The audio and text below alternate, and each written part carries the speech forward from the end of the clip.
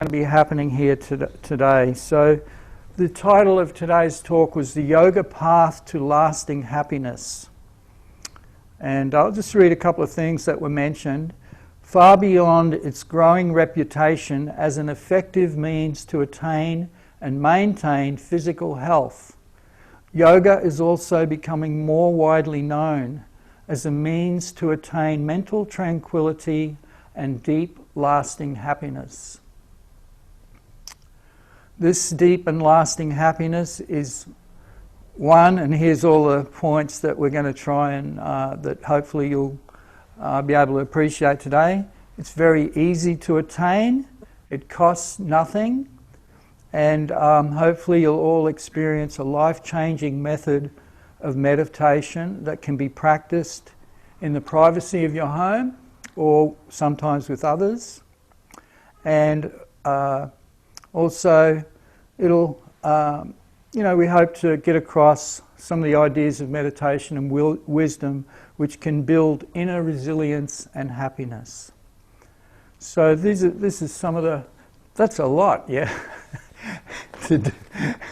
That's a lot. That's a big call for a short little 90-minute session, but hopefully one of the things about yoga is that although it's a very deep and profound process, it's actually quite simple as well. It's very, very simple to understand some of these concepts. So that's why, we can say that, this life-changing process can be understood in just a short period of time. So what we're going to do before we get to some of the details of our talk, we're just going to have a little meditation before we get started, okay? And this is going to be a practice called mantra. We're going to focus on a mantra. So some of you may know the word mantra. It means to basically it's a sound vibration which can redirect the mind away from all the problems and so on, away from all the agitations of our mind. So everybody okay with that? We're just going to do this practice. I'm going to put on a soundtrack and you'll hear this mantra. The mantra we're going to focus on is Gauranga. So this is a very beautiful yoga mantra which means the golden one. And this mantra has been practiced especially in India since ancient times, but more recently it's becoming more well known in the modern world as well. So, is that okay? So the process is very, very simple. You don't need to do anything. We can have our eyes closed. Just have your eyes closed and begin by focusing on your breath. So we'll focus on our breath for a little while and then we'll go to the mantra in a minute or two. So just be watching your breathing, just be aware of your breath. Don't need to do anything else. Just watch your breath.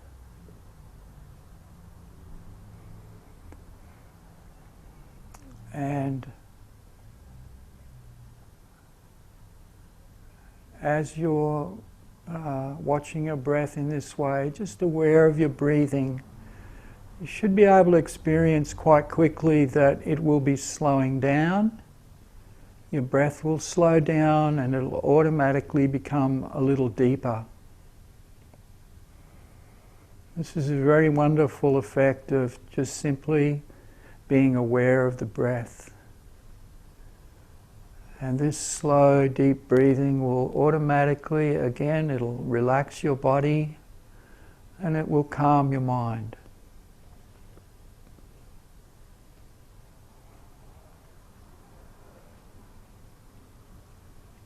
So there's many different ways to meditate, and this is what we're doing now is just with this particular practice, we're using this breath awareness as a preparation for our meditation, just settling the mind.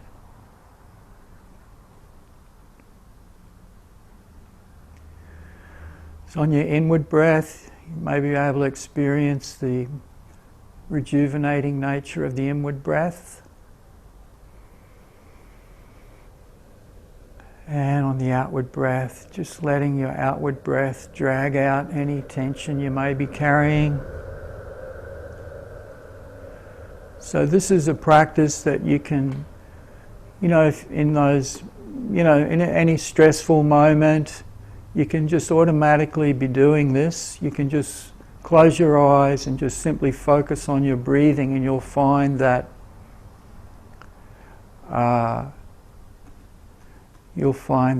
your mind will tend to calm down quite quickly.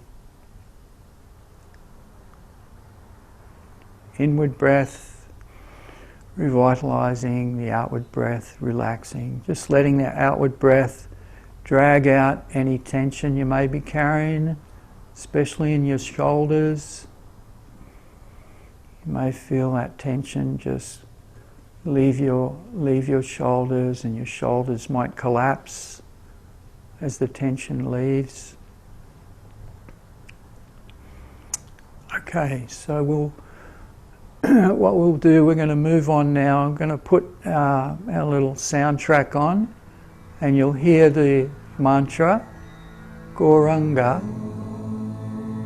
Hopefully everybody can hear that. And it's being said, the sound is being said with a very long, drawn-out breath. So this track will make it easy for us to do it. And if you like, we'll start in a moment or two, and if you like, you can just join in, or you can just listen. Either way is fine. But the main thing is, as you're doing this practice, you don't need to struggle at all. It's very relaxed, focused. So we're trying to focus, of course, and it's an attentive focus, but it's very relaxed. Don't need to worry. And if your mind wanders away somewhere, that's fine too. Don't worry about it. Just bring your mind back to the sound as you like, in a very relaxed way. So on your inward breath, just be focusing silently on the mantra, and on our outward breath, we can just say the mantra out loud, and just let the sound just enter into your ears, and let it wash over your heart and mind, and just relax in this beautiful yoga sound. So I'll be doing it also, and you can just join in with me if you like, or just listen as you please, and we'll just do this for a couple of minutes before we start our talk. So I'm breathing in now.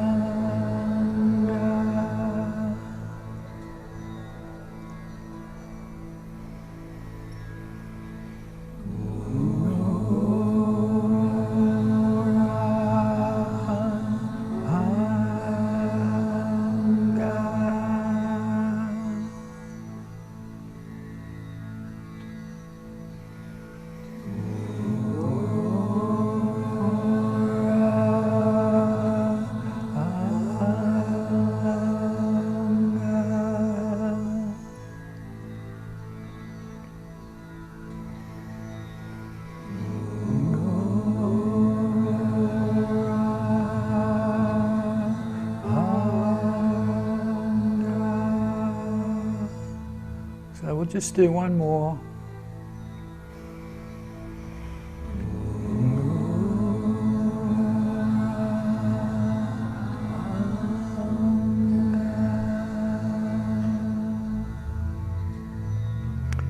And just putting your attention back onto the breath again now to finish off. We'll finish where we started. The inward breath revitalizing, the outward breath relaxing.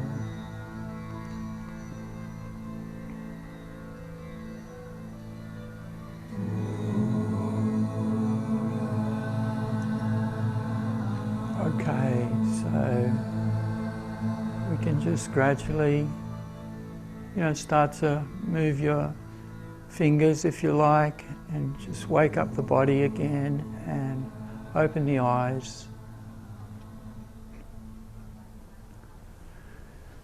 Okay, so I hope that's maybe got us all settled a little.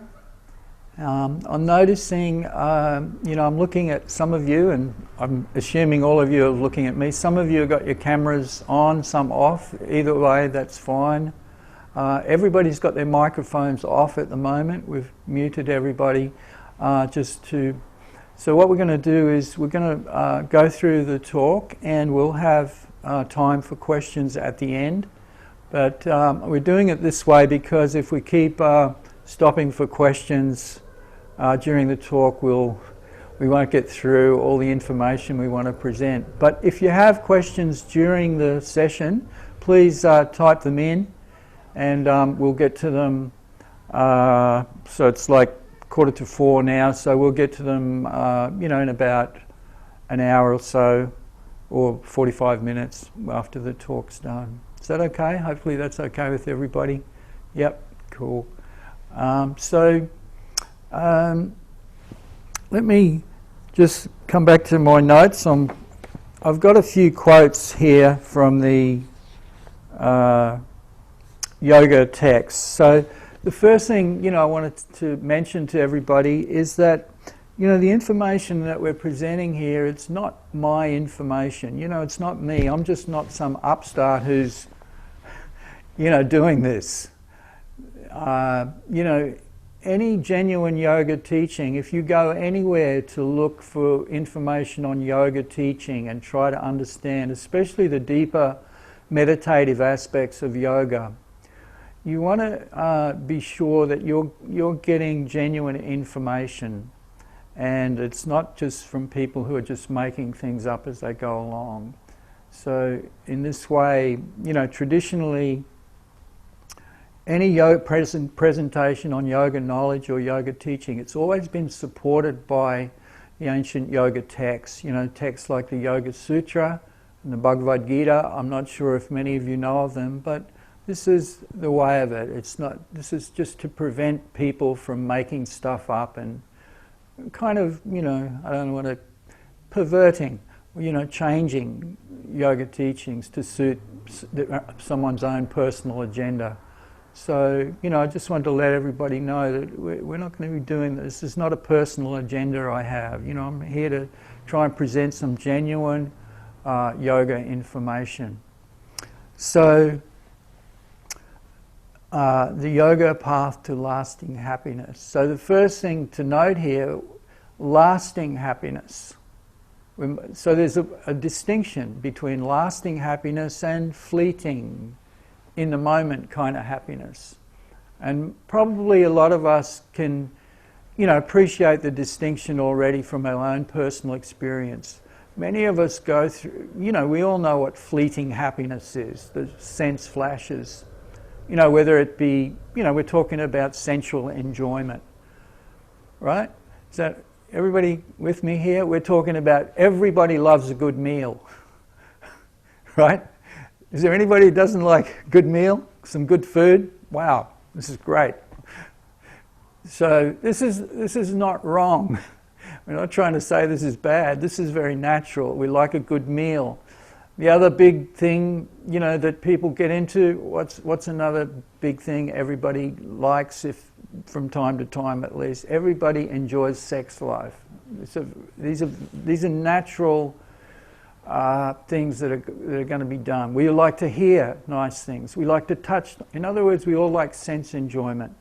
But the point I'm getting at is sense enjoyment, whether it's, you know, like for example, this morning I was out with my daughter. We went for an early morning drive and a walk, and we went to, I don't know if any of you know Melbourne, but we went to this Hobson's Bay, which is on the Port Phillip Bay, and it was this most beautiful sunset, a sunrise, with yachts and everything, and it was like, wow, this was amazing. So there's enjoyment there. But it was, so music, the same. All kinds of sensual enjoyment. But our point is that this type of enjoyment, sensual enjoyment, the nature of sensual enjoyment is that it's always, always, always fleeting. It's like a little flash, and then, it's gone. And of course, you know, the big one, which we all know like that, is, you know, sexual enjoyment. It's like, wow, wow, wow, wow, and then, boop, gone. So this is what we call, you know, fleeting or non-lasting enjoyment. And not only is it not lasting, it's not truly deeply satisfying either. This is the main point. This is not wrong, you know, and this is a general point we can make about yoga, is that, you know, it's actually all about enjoyment. It's all about happiness and enjoyment, but it's about what true and lasting enjoyment and happiness is. That's the point. So one thing we know about this fleeting happiness, which everybody has, whether you're a yogi or a non-yogi or whoever we are, everybody has this type of fleeting enjoyment and happiness, right? You go out at night, everybody's at the restaurants and so on, and enjoying in this way and that way. But it's not deeply satisfying. People, you know, I can see somebody nodding very strongly there. You know what I'm talking about. It's satisfying, yes, but it's not deeply satisfying. You know, and, you know, I always mention the classic, you know, has everybody heard of the band, the Rolling Stones? Dumb question, right? Everybody's heard of the Rolling Stones. And what's their biggest hit? I can't get no da da da da da da da da satisfaction, right? I can't get no satisfaction. So what are they talking about here? They're not talking about, oh, I wasn't satisfied with sex, I wasn't satisfied with food and this and that and everything else, because they've got all that happening. They've got all that kind of enjoyment happening in a big way, bigger than anybody else. They've got everything that money can buy, and yet they're singing. What's he singing about? I can't get no satisfaction. He's talking about, even though I can have all this other fleeting satisfaction, there's something missing here. I'm still not experiencing deep satisfaction, lasting satisfaction. So this is what yoga is all about, you know. It's to take us somewhere beyond the, you know, the superficial, fleeting kinds of happiness that are there. And of course, you know, nobody's saying, no, we're not saying there is no, we all know there's happiness and satisfaction in food and sex and beautiful sunrises and so on. But it's not truly and deeply satisfying. This is the point. So yoga, yoga wisdom is the way which we can understand how to achieve that more deeper and lasting happiness. So, everybody with me? For now, at least. Good. So we want to move on. So let's say you want to go somewhere. You know, okay, I'm in Melbourne now. Let's say I want to go to Sydney. I'm not sure if everybody's in Australia or maybe someone's from somewhere else. That's okay. You've maybe heard of Melbourne and Sydney in Australia. So I'm in Melbourne, and let's say I've never been to Sydney before, and I don't even know where Sydney is. I've heard of it, but I don't know where it is, and I don't know how. I want to get to Sydney, so how do I go? I either ask somebody who knows about Sydney, or I get a map. So the yoga text and the yoga wisdom is like that map.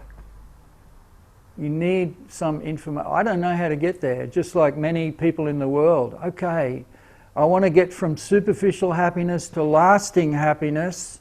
How do I do it? That's the goal, but how do we get there? So you need information, you need some understanding, you need knowledge, you need a map. And this map is provided by the ancient yoga texts. And just to, I have a tendency to, just a little side point here, I have a tendency to ramble a little bit and take too long to express points. So I'm going to try and move along quickly, because we're going to run out of time very quickly if I don't. But just to get to the main point of these yoga texts, the really key aspect of this map and the key to moving from superficial happiness to lasting happiness is to understand the distinction between you, the real you, and your body. So most of us, I'm hoping many of you, tuning in this afternoon would have heard of the difference between the body, the mind, and the spirit. It's kind of like, a commonly expressed phrase in the world of yoga and the world of spiritual development: body, mind, spirit. So these are the three aspects of our nature. The physical body, we all know. The mind, we all know, kind of. It's called a subtle material body. And the spirit is the real you. That refers, sometimes in yoga teaching, it's called the spirit or the spiritual soul, the real you. So there's these three aspects of our nature.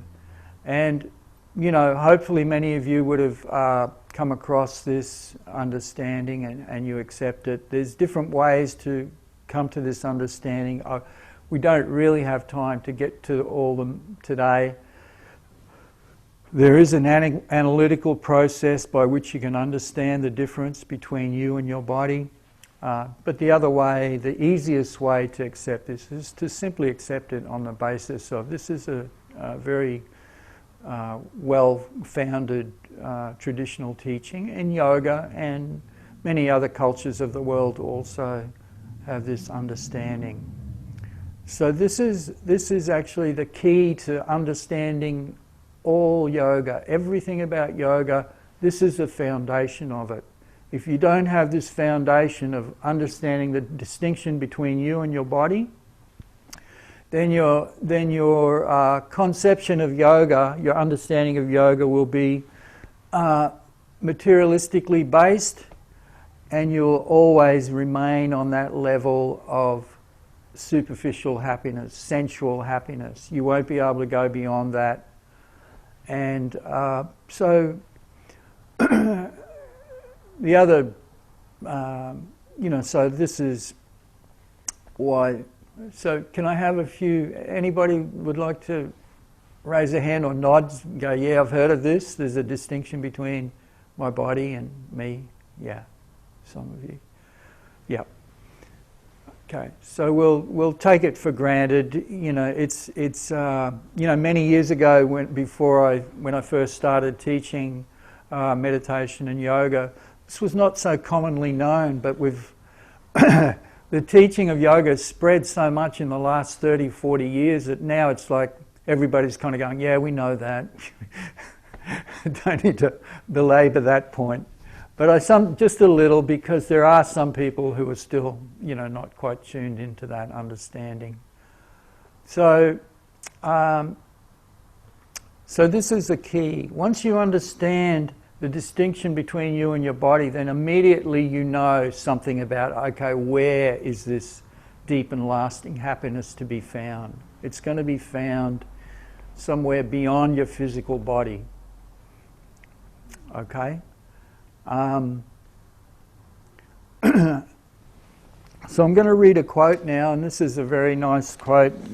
You know, as I was saying earlier, all the information that we try and present, it's all based on yoga teaching, and I'm not sure who's heard of the Bhagavad Gita. This is a very famous and widely known yoga text. It's a very wonderful text. There's so much information there, and I'll just give you a couple of samplings throughout the session this afternoon. The first one is just a general statement about yoga wisdom, and it's very simple. When you are situated in the boat of transcendental knowledge, you will be able to cross over the ocean of miseries. I'll read it again. When you are situated in the boat of transcendental spiritual knowledge, you will be able to cross over the ocean of miseries. How's that? Pretty nice. You see, even just that, you know, we're not even really talking about anything that detailed at the moment. We're just presenting a general concept that once you have a little spiritual understanding, you're immediately rising above. You know, talking about rising to the challenge, rising out of the material situation to some extent. Even just, you know, just the thought of it can be very helpful and liberating. So once, I'll mention in this regard a really nice analogy that I learned from my teacher, and that is, you know, that a person can attain this spiritual realization, realizing their spiritual nature. It's compared to, you know, you've ever seen, most of us would have had the experience of, you know, seeing a lotus, beautiful lotus flower or lily, and they grow out of these, you know, usually sort of stagnant, murky, dark kind of water. Yeah? You know, those kind of, the water's all muddy and crappy and horrible. You don't want to go swimming in that kind of water usually. And out of that dirty water comes this beautiful, the most beautiful flower, right? So similarly, it's described that that's how our, what we call spiritual life or spiritual development can be compared to that. Out of all the turbulence of the mind and the worries and the anxieties and the fears and the this and the that and all the troubling aspects of material life, this beautiful lotus flower can come from that. And here's the important point. Even while the murky pond is still there. So this is a really important point, a general point to appreciate about yoga in general. It's not necessarily going to solve all your problems or fix all your problems. It won't. It's not going to, you know, material life, material situations have their own problems and they're always going to be there. But what you can do is, even while your problems are still there, so to speak, you're like that lotus and you're untouched by them. So your problems may still be there, but you're untouched. You see what we're saying here? This is a really important thing. Sometimes people say, oh, yoga's going to solve all your problems and you won't get sick and you'll be healthy, and you won't get old and so on. Actually, people teach like this and it's misleading. You know, look at me. I'm not sure if my age is obvious, but I'm getting on. I'm getting on in years. But, and this is a problem for a lot of people. You know, a lot of people, gee, old age, this is bad. We've got to try and stay young, right? In fact, that's why a lot of people practice yoga as a means to try and keep our physical health for as long as possible. But it's not. You know, we age gracefully and that's fine, that's what happens. But anyway, so is that okay? So spiritual life can be compared to that. It's transcending our problems, transcending the problems. So let's talk now about the actual problems a little bit. The mind. What are the problems in the mind that people experience? I'll read you another quote, and we'll talk about it in a minute. This is and this is getting to one of the points that was given in our talk. This is a means to attain mental tranquility, right? This is one of the stated goals of this talk. How do we attain mental tranquility? So, for a person, so this is again from the Bhagavad Gita. For a person who has controlled the mind will be like your very best friend, a very good friend. But for one who has failed to control the mind will be like an enemy. What do you think? Yeah? So when you see somebody stressing out and they're going crazy, and they're in mental turmoil, what's going on? Their mind is just out of control, basically. It's just tossing them around, and someone is getting smashed by the waves of their mind. So one way to understand yoga is that we learn how to control the mind. And this is a big subject, and it's, you know, it's easy to say, right, I'm going to control the mind, yeah. Well, yeah, really. I'm going to control the mind. It's not that easy to do, right? Anybody who's tried to control your mind, you know, wow, easier said than done. So there's different yoga processes that are meant to help a person control the mind. But really, the best way is not even to try and control it in a sense. Don't even worry about it, because that thing's just going to rage away. The best thing is actually to focus on, you know, to just simply engage in a meditation practice. Then automatically it's controlled. Just like earlier, right? We were focusing on this yoga mantra.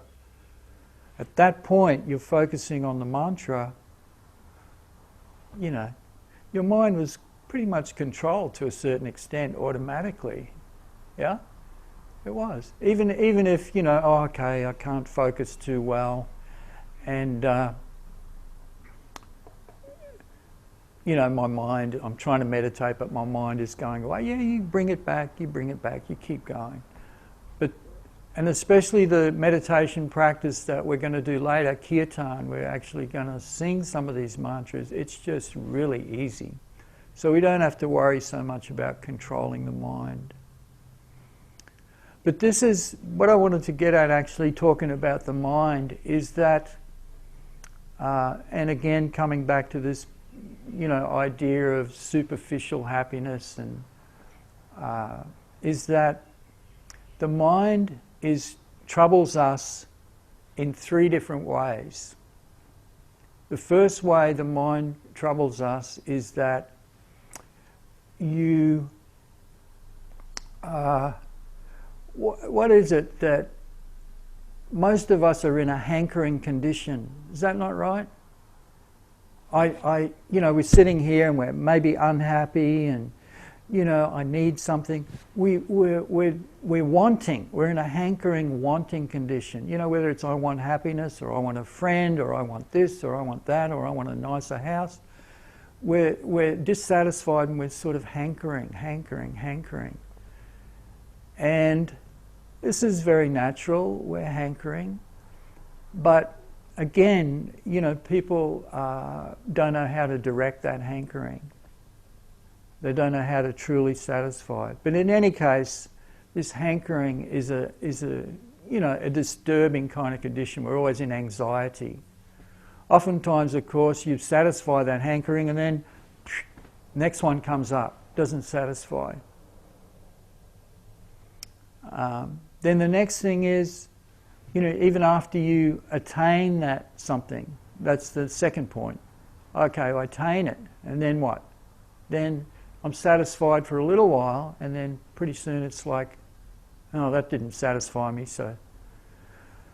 It's kind of like, you know, you remember, I don't know if you remember when you were kids, or maybe you see other kids, you know, kids, they get a little toy and, wow, this is great, and they're enjoying it for about 10 minutes, and then out the window, and they suck all they can out of that particular thing, and then it's the next one.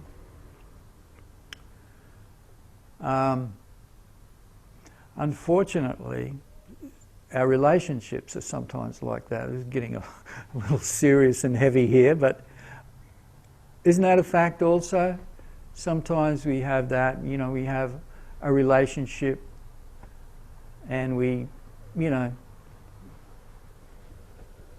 we get what we can out of it, and oftentimes it becomes a little stale or something and doesn't work for one reason or another, and then we go looking for the next one. Oh, that relationship didn't work, let's try another one.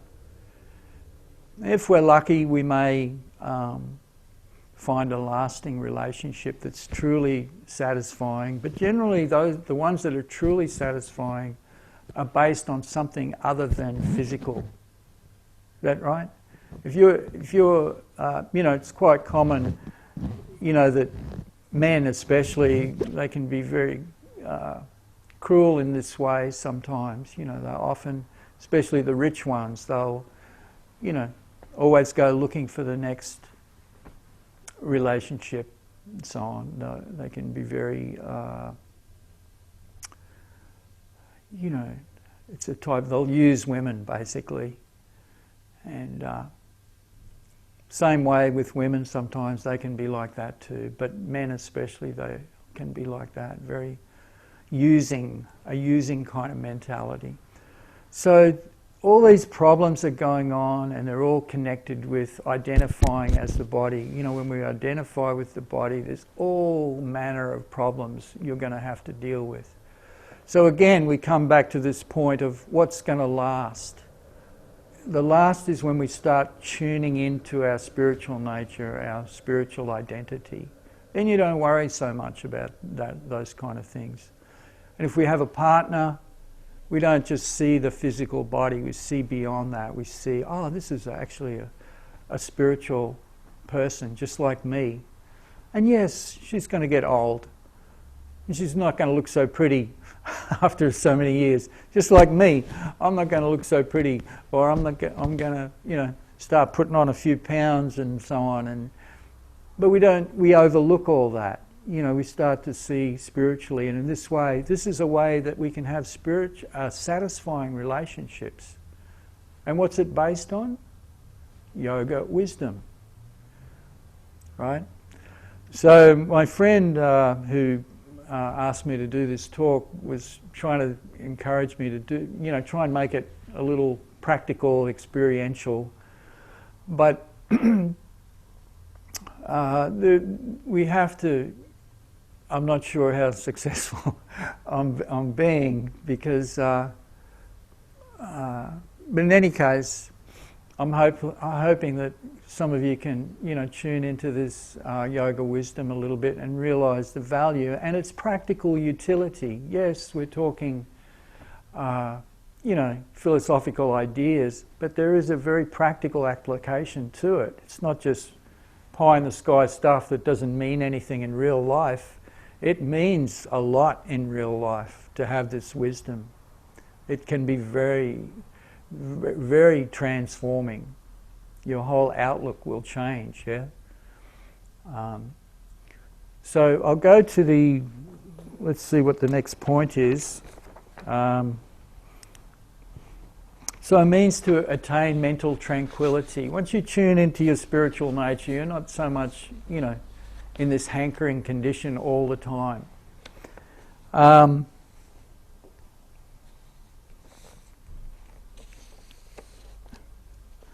And so here we go to the next. So the difference between superficial happiness and deep lasting happiness.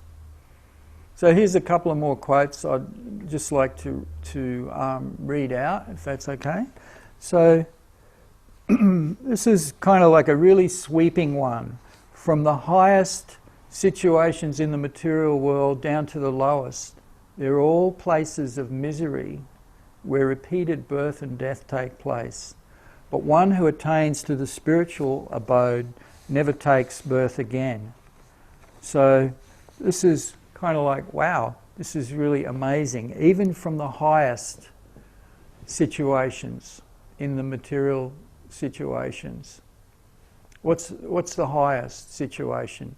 You know, oh, I'm born as a, you know, I'm a prince, or I'm a big movie star, I'm a big rock star, and I've got everything material. From the highest situation to the lowest, oh, I'm in the gutter somewhere. They're all places of misery. Why are they all misery? Surely it's only the person in the gutter that's in misery. The guy sitting in that big palace, he's not in misery, right? This is how most people think. If only I could get to that palace, I can get out of the gutter and go to the palace, then I'm going to be okay. There's my lasting happiness. No. Why not? Because even you've attained the palace and you've got all the money in the world and you're one of the Rolling Stones and whatever it may be. Why? Because of this one word which covers every kind of situation. It's temporary. The nature of material life and situations is that it's all temporary. It doesn't matter what you attain, what success you attain in material life, it gradually fades away. And sometimes it's the people with the greatest success who suffer the most. Isn't that interesting? They suffer the most because they've spent their whole focus building up these huge empires of material life and satisfaction and happiness. And as the years go by, it withers away and they can't enjoy it anymore. Just like some of these really old, rich people, they're really rich, they can't even enjoy food anymore. They can't enjoy all the good food because it's not good for their health, and the doctors are telling them, oh, don't eat this, don't eat that, and they've got all this money and they can't spend it. So temporary. This is the great. Should always, sometimes we get criticised, when I talk like this. It seems like a big exercise in negativity. My God, what are you doing? You're just temporary. But it's true, isn't it? It's true. It's temporary. And once you realise the temporariness of it, then you can go to the real solution. It's not like there's no solution. There is a solution. You tune into your spiritual nature, which is not temporary. It's always going to be there. That can't be taken away from you. Your spiritual nature.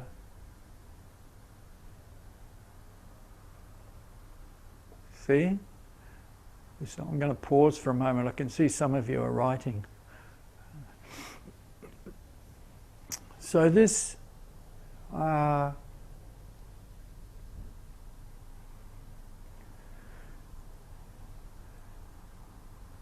are we doing? Are we kind of getting across this idea, the distinction between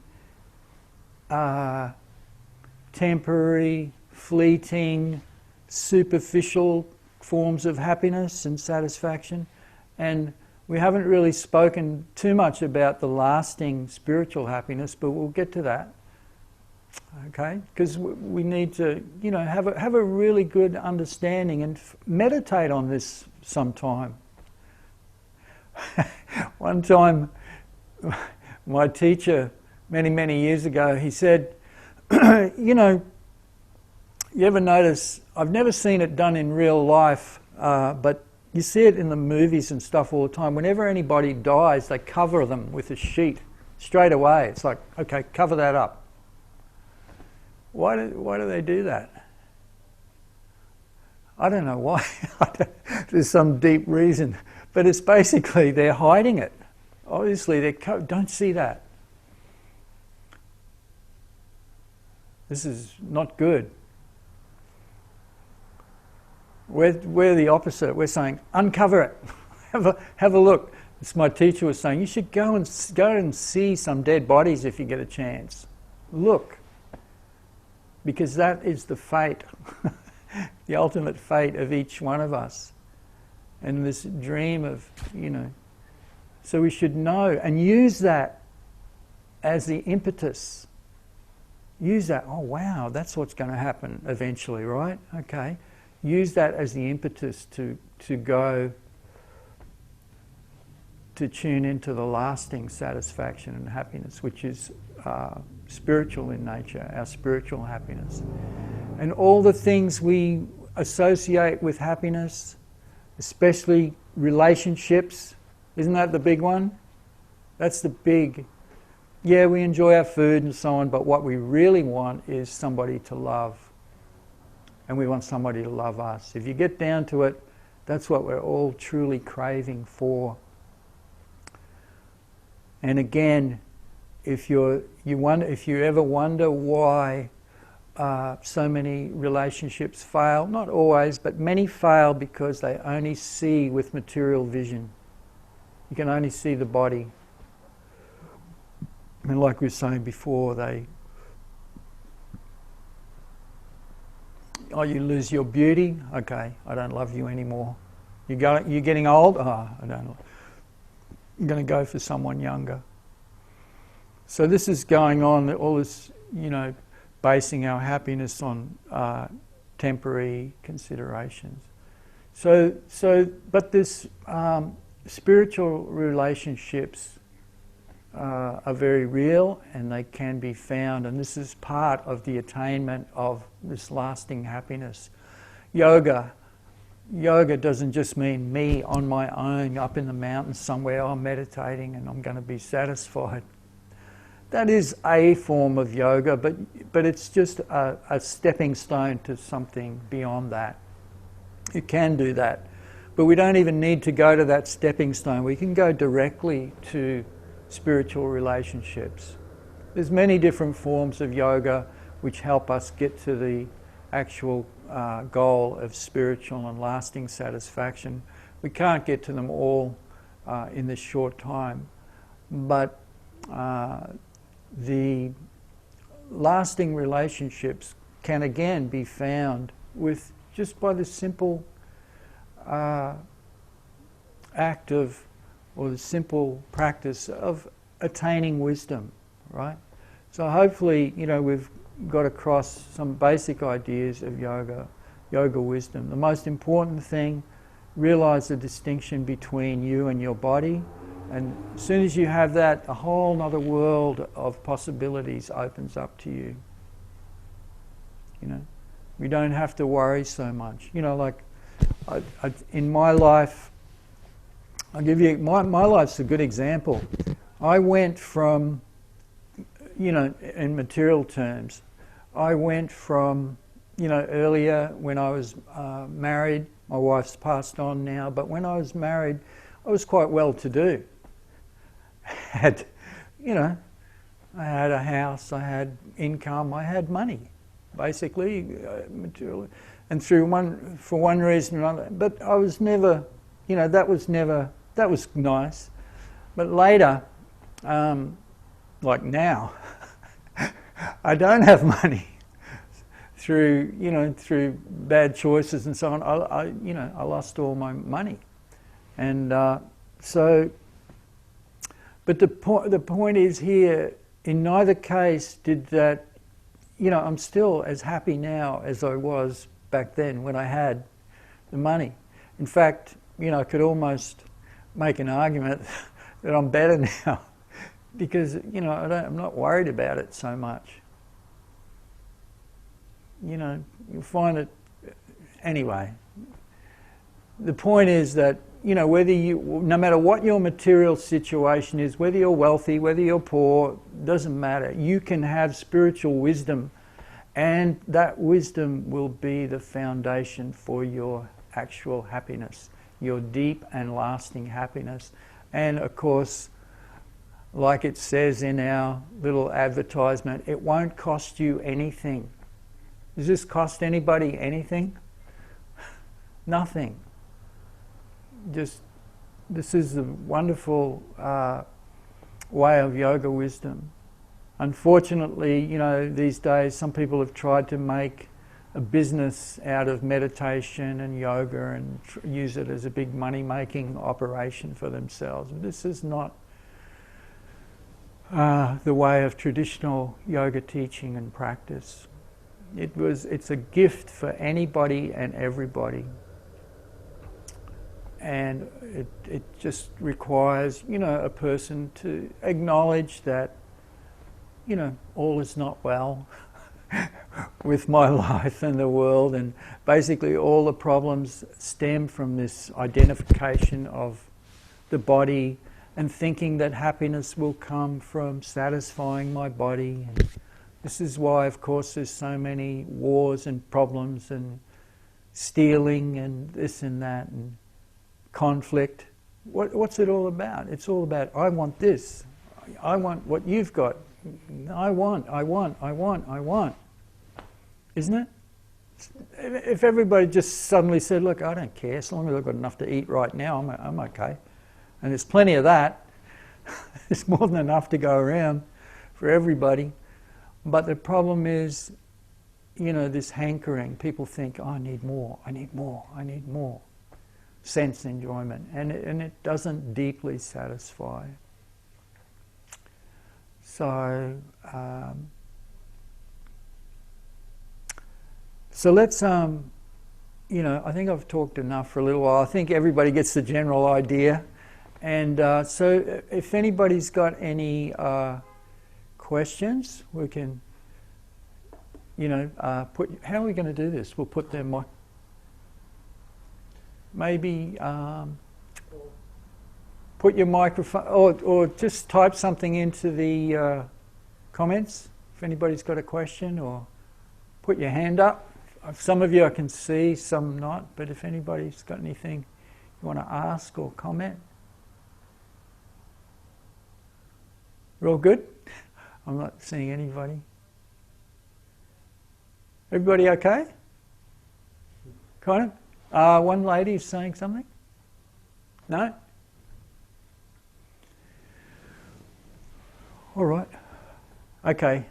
I'm reading a comment here. What do you recommend is the next step to learn wisdom? Well, can I ask you in return, is this your first tuning in to this particular? Okay. So the next step is, I'm not sure where you've tuned into this. We're broadcasting it on Facebook and YouTube. Not YouTube. No, this is just a closed session, isn't it? Zoom. I'm not very technologically wise. I'm very ignorant in that area. But we'll give you some links. How's that? We'll give you some links, and you can link to, you know, this whole session here is sponsored by the Australian School of Meditation and Yoga. Are you in Australia? Yes, okay. And, you know, with the COVID thing happening, things have closed down a little bit. You know, I'm in Melbourne and our centre is here. Where are you? Do you want to type that in? Gold Coast. Oh, you're very lucky. We've got a lot of friends up there. You know them? Oh, you do? Okay, good. You're okay. There's a lot of people you can go to there for yoga wisdom. Go to the YouTube channel, Australian School of Meditation. You can go on there. And I'm not sure the status of their live programs, whether, you know, they have... you know, we in Melbourne here, we've got a limited, you know, numbers of people come because of the COVID and stuff. But, you know, we're going to do a little chanting in a little while to finish off. But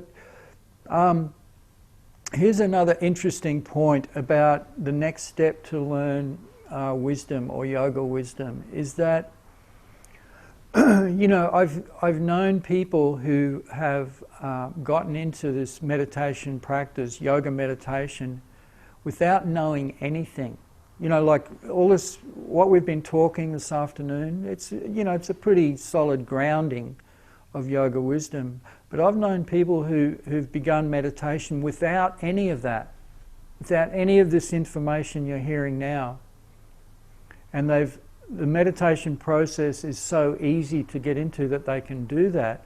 And simply by the meditation, it actually clears away a lot of the misconceptions. This is another point. It clears away a lot of the confusion and anxiety that are automatically, without you doing anything. And the natural spiritual wisdom that we have within us will gradually become revealed to you. This is one of the truly amazingly wonderful things about yoga wisdom and spirituality in general, is that our spiritual nature, you know, we're talking about our spiritual nature and so on, it's already there within us. It's there already. It's not like, oh, we've got to sort of get it from somewhere else. No, our spiritual nature is already there. It's a part of us, but we're not experiencing it because we're kind of covering it up with all our material activities and thoughts and so on. It's sort of covered. So this is another way, a really nice way to understand meditation, is that it can wash away a lot of that misunderstanding and anxiety. Just like, it's another nice analogy that I learned from my teacher, is just like, you know, you can wash away the dirt off a beautiful gemstone like a diamond. You know, sometimes you wash it away and then the nature of that diamond is revealed. So similarly, our spiritual nature, our spiritual wisdom, our spiritual love, everything is there already. It's not like you've got to artificially build it or something. It's there already, it just has to be uncovered. I'll read this nice quote in that regard. It's a very beautiful quote. If you can remember this one, this is really nice. Pure spiritual love is eternally established in the hearts of the living entities. It is not something to be gained from another source. When the heart is purified by hearing and chanting the names of the Supreme, by meditation, this love naturally awakens. Would you like me to read it again? I'll read it again, if anybody. Pure spiritual love is eternally established in the hearts of the living entities. It is not something to be gained from another source. When the heart is purified by hearing and chanting the names of the Supreme Soul, this love naturally awakens.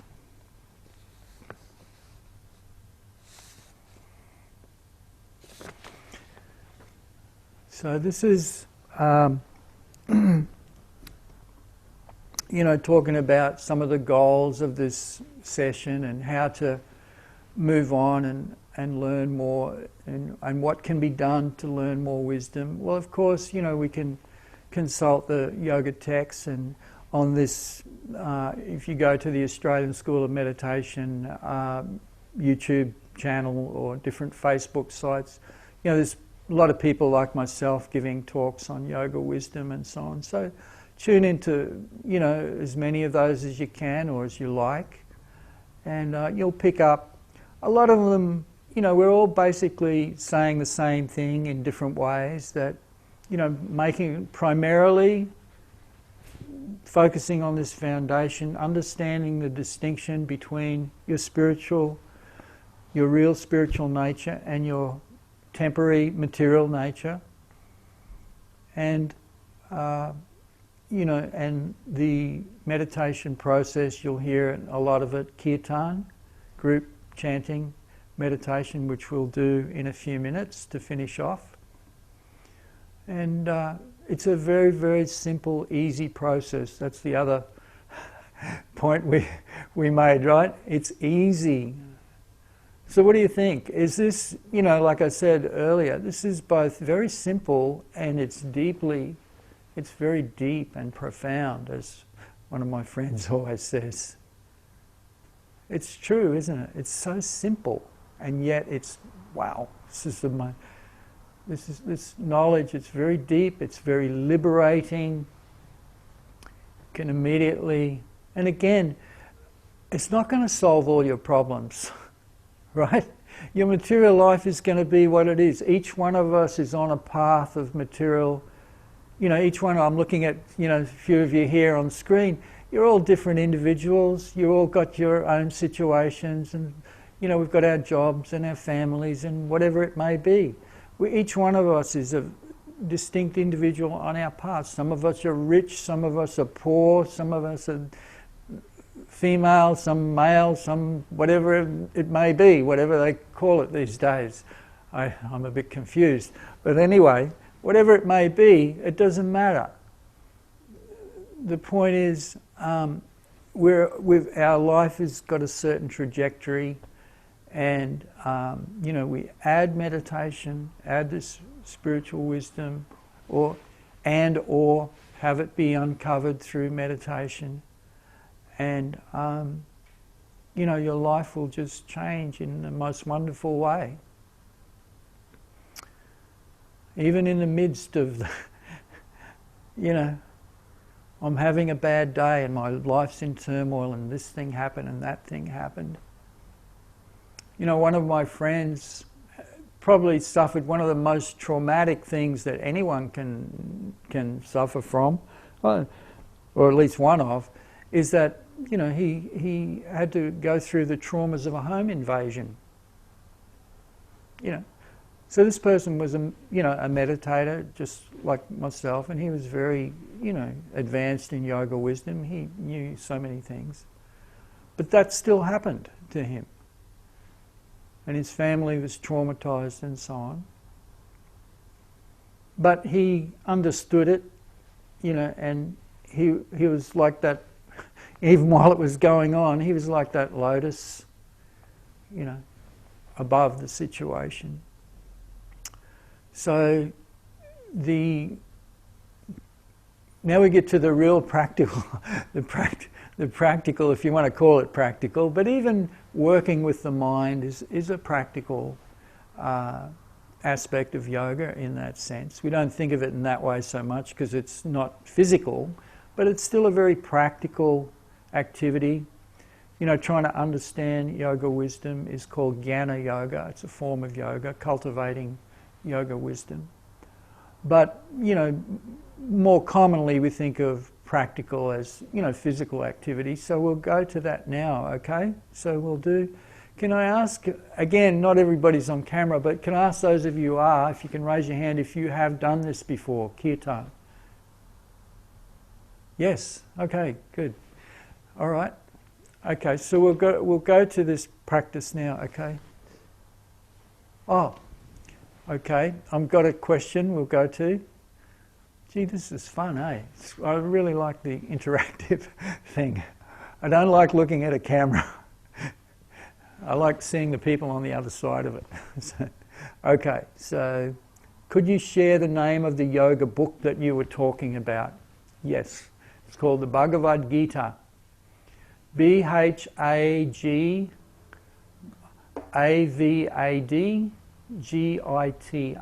Bhagavad Gita. And if you know, the best place to get it from is if you go to the Australian School of Meditation and Yoga website, and they'll be able to arrange for you to have a copy, or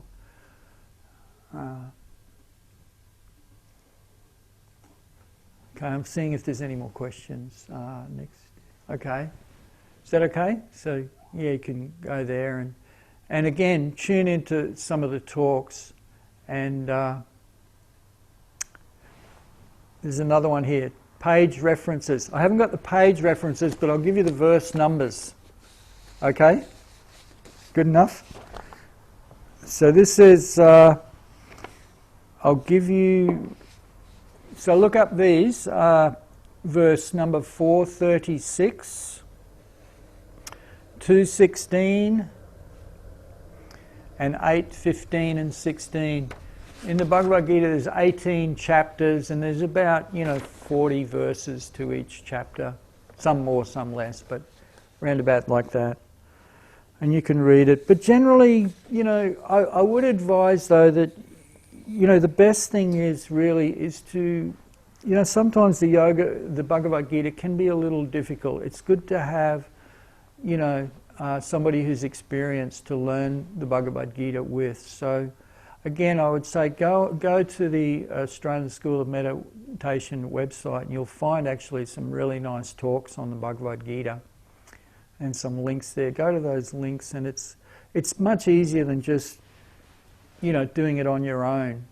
Here's another important thing in general about yoga wisdom and the reception of yoga wisdom. It's said that while the yoga texts are there, it's also recommended that you, just like now, what's happening? I'm playing the role of a teacher in a sense. I'm passing on this information. So they go together. I'm not claiming to be a perfect teacher, but I'm a teacher of sorts. So, so you learn, and if you go to some of these wisdom talks on the website, or where you got the advertisement for this particular session, go back to there and you'll find links to different yoga wisdom talks, and they're very helpful. The different teachers will present it in different ways. They don't all talk like I do all over the place. Some of them are very organised and very knowledgeable people, and so you'll get a lot. You'll learn a lot from them. And someone saying, "Thank you, I have the pocket-sized Bhagavad Gita." Yes, that's very nice, very handy. Pull it out from time to time. It's said that Mahatma Gandhi, everybody's heard of Gandhi, sometimes whenever he always read a verse from the Bhagavad Gita every day, and especially, if there was some kind of turmoil going on, which his life was full of turmoil, but he would always get something from the Bhagavad Gita which would be very inspiring. Just like hopefully some of those verses that we read before, they're so very simple and very profound, very amazingly wonderful. And here's another interesting aspect of yoga, which you may have picked up on, is that yoga wisdom is not foreign to us. It's not something otherworldly in a sense. It kind of, it is in a way, but not in the sense that it's something really super alien. It's actually very close to us. And it just, it's almost like common sense, if you know what I mean. Yoga wisdom is nothing, it's just plain common sense in a lot of ways. And it's something that if we're just a little bit open, we can just go, oh yeah, kind of. And a lot of the times it'll be like, it's so familiar to us, it'll be just like, oh yeah, I knew that. When you hear yoga wisdom, oh yeah, I knew that. Ah, yeah, I knew that too. And this is because, like we were saying, it's actually, the yoga knowledge is there within us already. Yeah? It's there within us. That's a fact. And we're just uncovering it, and you go, yeah, right. Now I remember. So this is a lot of, talked about a lot of different things in different ways, but these are some of the interesting aspects of yoga. So can we move on to a little kirtan just to finish off? Okay, I'll get my guitar and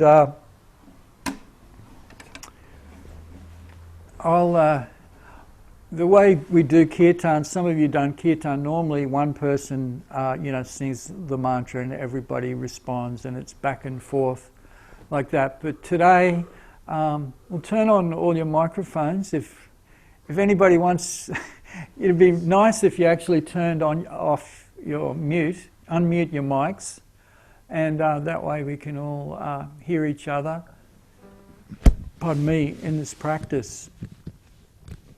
Okay? How's that? So,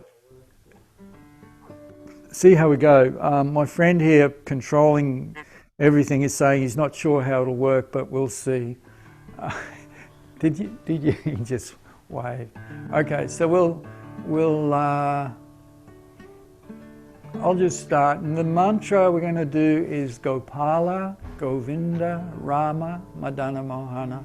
I guess some of you would know that mantra. If not, that's okay. Just listen. It's basically another one of the beautiful yoga mantras, and it means the all-attractive reservoir of pleasure. Okay, so I'll start, and we'll just all sing together if you like, and see how we go. We'll go for, maybe 5 or 10 minutes even. Gopala, Govinda, Rama, Madana Mohana, Gopala, Govinda, Rama, Madana Mohana, Gopala, Govinda, Rama, Madana Mohana, Govinda, Rama, Madana Mohana, Gopala, Govinda, Rama, Madana Mohana, Gopala, Govinda, Rama, Madana Mohana, Gopala, Govinda, Rama, Madana Mohana, Gopala, Govinda, Rama, Madana Mohana, Gopala, Govinda, Rama, Madana Mohana, Gopala, Govinda, Rama, Madana Mohana, Gopala, Govinda, Rama, Madana Mohana, Gopala, Govinda, Rama, Madana Mohana, Gopala, Govinda, Rama, Madana Mohana, Gopala, Govinda, Rama, Madana Mohana, Gopala, Govinda, Rama, Madana Mohana,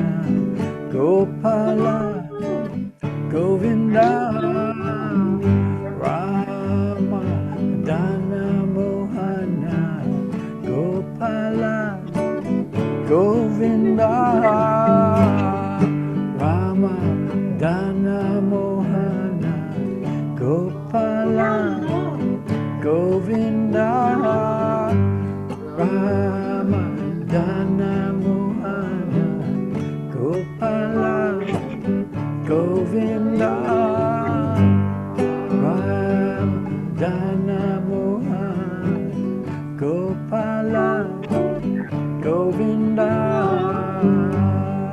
Rama, Madana Mohana, Gopala, Govinda, Rama,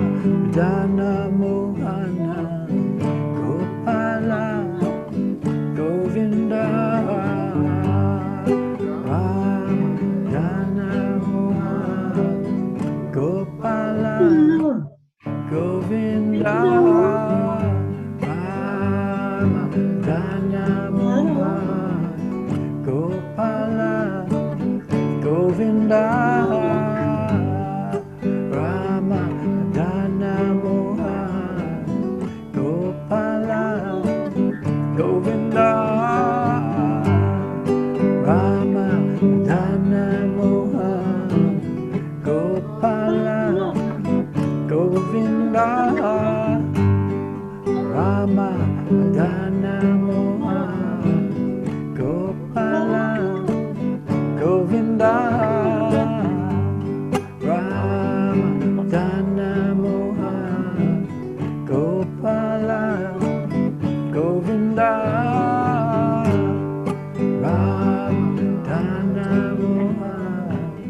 Gopala, Govinda, Rama, Dana, Mohana, Gopala, Govinda, Rama, Dana, Mohana, Gopala, Govinda, Rama, Dana, Mohana, Gopala, Govinda, Rama, Dana, Mohana, Gopala, Govinda, Rama, Dana, Mohana, Gopala, Govinda, Rama, Dana, Mohana, Gopala, Govinda,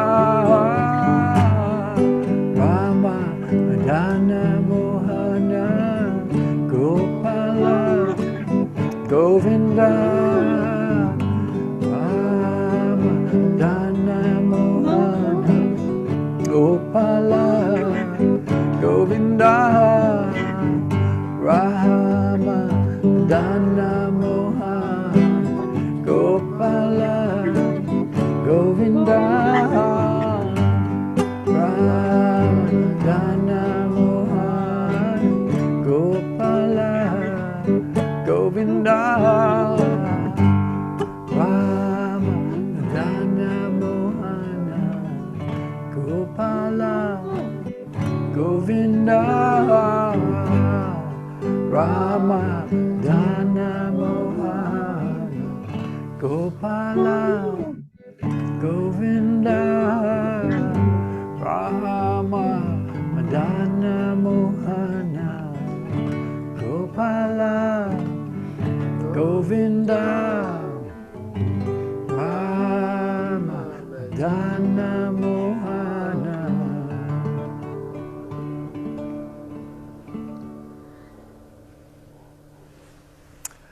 Hey. So,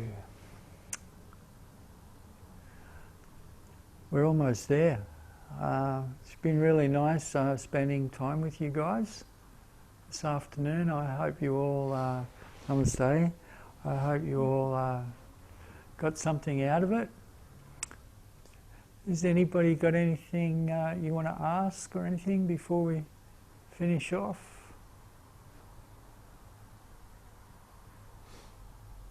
All good? You. You're saying something? I just want to say thank you. Oh, thank you. It's very kind of you. Yeah, I guess, you know, just as it's pretty nice, you know, just being able to be at home. Yeah, you just don't have to go out anywhere, and you can tune into different things. One of my friends was saying, you know, we've got a meditation centre here in Melbourne, and one of my friends was saying, you know, since the COVID lockdown and all that, he's been actually doing more meditation than ever because he's just at home and just tuning into so many different online things that we've got happening now. So again, I just, you know, recommend that, you know, if you want to, you know, do more and learn more and so on, just go to that Australian School of Meditation YouTube channel. And if you want, actually, if you want to hear more from me, I'm on there a few. You can click in my name, Jiva Krishna Das, and you can. I've got a couple of things, not many. There's one particular thing, you know, and there's many others too. But you know, I did one. We'll get more from you, Jiva Krishna Das. He's the organizer. So anyway, yeah, if you want to hear, there was, I haven't done much, there's a couple of talks up there, and of course, you know, but there's so many others as well, so just tune in and soak it all up as much as you can, and okay, so... well, thank you very much, Jiva Krishna Das, for taking on this workshop, and thank you everybody for coming, and it's really been nice just seeing, you know, people and presenters and different people, how it has impacted, then this Yoga Day Festival Live, and then this Rise Up Challenge. I've got really nice Yeah. feedback and emails from people how this has helped. So thank you everybody really, and for Okay. making this happening. Cool. Thank you, Amit. Namaste, everybody. Thank you. Thank you. Namaste. Bye. Thank Bye. you. Namaste. Thank you. Yeah, we'll be sending the recordings to everybody who, if you Oh, want to, just email me if you like. And nice. yeah, we will be in touch through email. So thank you again very much. Namaste. Cool. Thank you. Nice. Thank you, everyone. Thank Thanks, you, Amit. guys. Thank you. Bye. Bye-bye. Bye.